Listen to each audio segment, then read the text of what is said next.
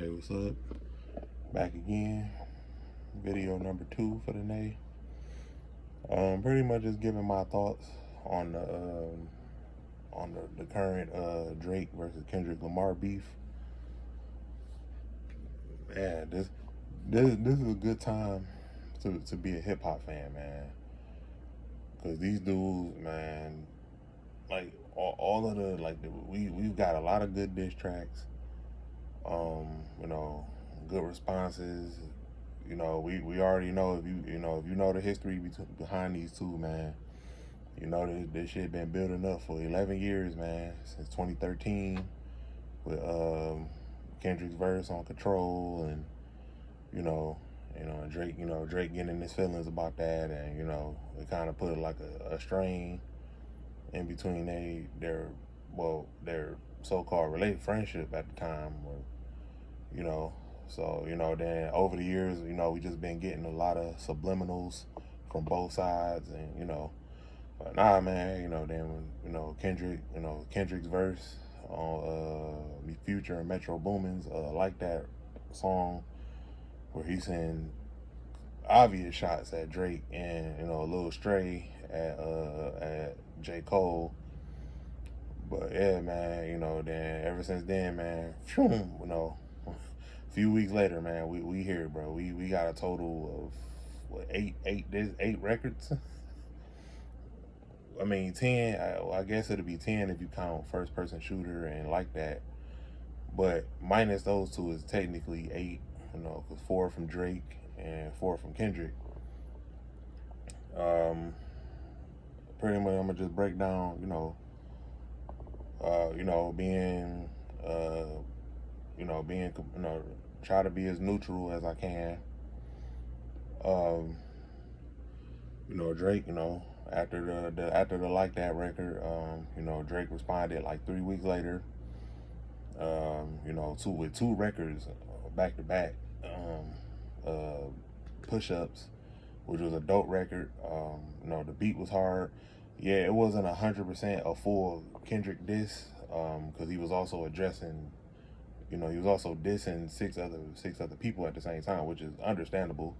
I give him a pass on that because everybody started ganging up on him at once. But yeah, man, so like I said, he responded the way he was supposed to on that record, and then he followed it up with an AI track on his Instagram page called Tailor Made Freestyle, using the AI voices for Tupac and Snoop, which personally I didn't really care. I didn't really care for that record. I thought it was kind of, I thought he was reaching, in my opinion. But I understood the route he was going. But he didn't. To me, he didn't execute it well, and it came off kind of like nigga, you reaching, kind of reaching with this record. But yeah. So then he got the whole cease and desist from Tupac's estate. He had to take the song down, and Snoop Dogg reacted to it. He was kind of cool with, he was kind of okay with it. Yeah, he was kind of neutral with it. So then we had to wait 17 days before Kendrick responded back to Drake, and this nigga came back hard, bro. This nigga came back swinging, dog. This nigga dropped Euphoria. Actually, last Tuesday, he dropped Euphoria, which was a 7-minute, 6 to 7 minute dish. Starting off with the Teddy Pendergrass sample, and then he did like 3 beat changes. Using 2 different flows, rapping slow, then rapping fast, and that shit was dope. And then he followed it up with another diss track, 616 in LA, like 3 days later. That shit was hard too, rapping over Al Green sample. That shit was hard. Yeah, but the thing is like yeah, those was good. Like they were good, but I don't think like we the fans, along with Drake himself, we didn't expect. I think yeah, like he caught Drake completely off guard because I don't think Drake anticipated for him to drop like four diss records like that quick, like back to back to back. I think Drake kind of predicted like, okay, well maybe this nigga, maybe this nigga had like one or two like two responses, two diss track responses at the most. But when this nigga kept firing back, bro, it was like, damn, bro, damn, this shit hard, bro. Like he ain't had no misses with the disses, man. Like I will give Drake that. Like Drake, he gave, he actually made Kendrick rap more consistent, be more consistent, with dropping music, man, because you know Kendrick ain't never been this consistent dropping music back to back to back like this. But like I said, this shit been brewing for 11 years, man. 11 years. Um, but yeah, man, he followed 616 in LA, which was hard. I fucks with it heavy. Like I said, I like the Al Green sample he was rapping over. That shit was hard. Then Drake comes back with Family Matters, which I liked. No, he did a video for it. I didn't really care for the video that much, but I did like the song. He pretty much did the same thing that he did on the Push Ups record. He spent two bars. I mean, not two bars. Two verses at Kendrick, and then he addressed like five or six other people, which I felt like he shouldn't have did that. He should have just mainly focused on Kendrick because it's like, bro, you already addressed all them niggas like Rick Ross and Weekend and all them niggas. Like, no offense to none of them, but fuck the rest of them niggas. Focus only on Kendrick. Like, focus only on him. Like, you already addressed all them niggas on push-ups. So, like I said, I feel like that was the only mistake Drake made with the family. Even though I liked the song, like I said, I didn't care for the video, but I feel like he should have just only went at Kendrick only. Like, fuck the rest of them niggas. They irrelevant. Kendrick is the main threat. He's the main threat. But yeah, he put that out, and then like an hour, like 90 minutes later, 90 minutes later, this nigga Kendrick drops another banger, bro. Meet the Grams, which is another 6 to 7 song. I mean, 6 to 7 minute record. Going down the whole family, his whole family tree, man. Talking to his son and his mom, his dad, and talking to him, Drake directly. Pretty much how Drake was talking to him on the Taylor Made freestyle. Man, like he just fucking with this nigga Drake, like psychologically, bro. Like, pretty much getting into his head. That was another banger. Then the next day, he followed up again with Not Like That, which is a West Coast bomb, produced by DJ Mustard. That shit was hard, bro. I think that's the first time the two of them ever collaborated. K Dot and Mustard, which I fucks with DJ Mustard. I fucks with, like I said, I fucks with DJ Mustard. That shit was hard, bro. I probably say out of all the disc records, bro, I probably listened to that the most, like so far as to when all these songs were released. I think I listened to the Kendrick's Not Like That. I probably listened to that song the most because it's the most addictive one, and the most most club banger. It's getting a lot of radio play across on the West Coast and other cities and states and shit. But yeah, man, that shit was hard. And then Drake decides to drop another response to both of those records with the Heart Part 6. It was cool. I like the song. I like the beat, and I like the way. I think he sampled Aretha Franklin, if I'm not mistaken. Um, it was cool, but it was kind of like obvious. It was kind of like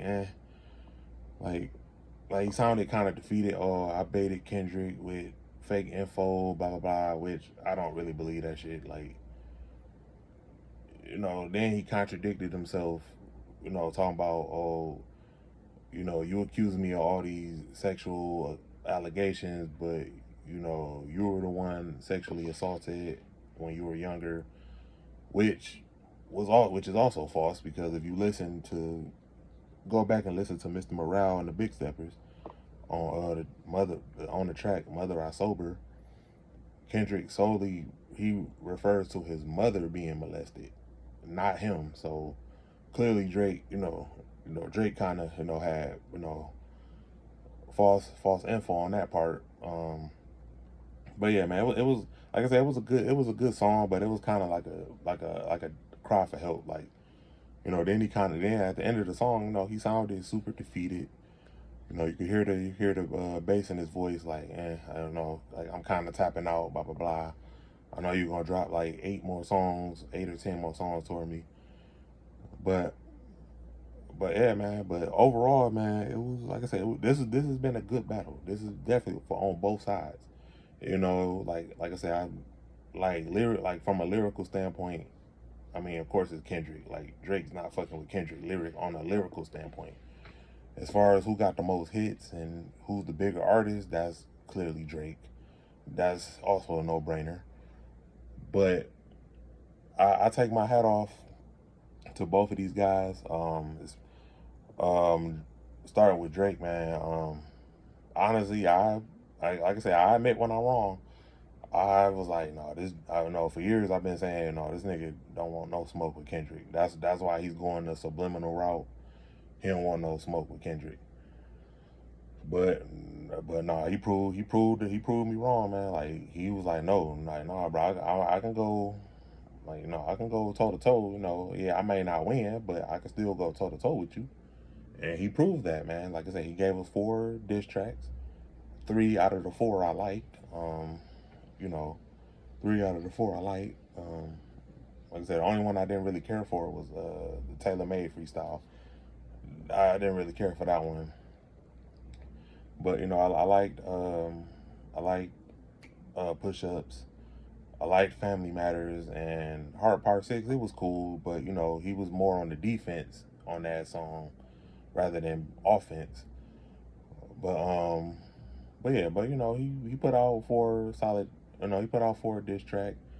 And then Kendrick, on Kendrick's side, he put out 4 solid diss track. I liked all 4 of his diss tracks.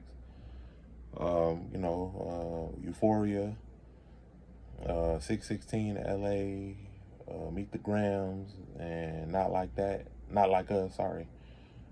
All 4 of those was bangers. Now if I gotta rank them, like rank diss songs as from strongest to weakest, I would say uh like round one is Push Ups versus Euphoria. Uh, I will say that's a tie. I would say that's a tie. I would say that's a tie because I like both of those songs equally. Yeah, I like both of those songs equally.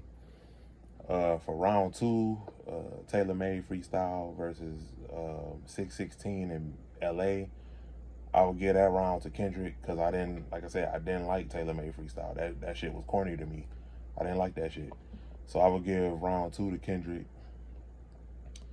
Round three, Family Matters versus Meet the Grams. While yes, I like both, but I give the slight edge to Kendrick. Just like I said, not by a lot, but I just give the slight edge to him. Like I liked Family Matters, but I like Meet the Grams, just a little bit more. Like I said, the only issue I had with Family Matters was that Drake did the same thing he did on Push Ups, where yeah, he went at Drake, but he also addressed 6 other people. And he pretty much did it a second time on Family Matters, where he should have just focused on Kendrick solely on Family Matters. So, but yeah, I give the slight round three. I give the slight edge to Kendrick. And then for round four, the Heart Part 6 versus Not Like Us. That's also going to Kendrick, bro.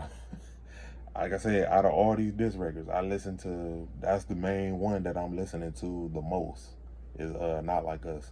Out of all 8 of these songs, I'm listening to Not Like Us that has been getting the most play out of all these records so far. So I give round four. I give the slight edge. I mean, I give the edge to Kendrick, bro. So yeah, man. That's overall. That's my honest input. Honestly, I don't know if any of these allegations are true. Um, I can tell you what I don't believe. I don't believe Kendrick is a white beater. I don't believe Drake has a I don't believe Drake has a 11-year-old daughter. And I also don't believe this nigga is a pedophile. Even though he has pictures and stuff and videos on YouTube of him, texting and talking to underage girls. But like I said, we can't, we the fans, we can't prove none of this stuff. So guilty into proven, innocent into proven guilty. Yeah, man. But yeah, bro. Um, Honestly, I don't want to hear no more diss records. Like I said, when Drake put out his last shit, it was kind of like, all right, bro, I'm throwing in the towel, bro. I don't want to do this back and forth shit no more. But but yeah, if I had to choose, like I would say Kendrick is winning currently. But yeah, this is a good battle, man. This was not a one sided battle. Both artists showed up and they both delivered, man, on both of their sides. But if I have to choose, I would give the slight advantage to Kendrick. He's currently winning right now, but no, but everybody's entitled to their opinion, man. But it is what it is. But until then, peace, one love.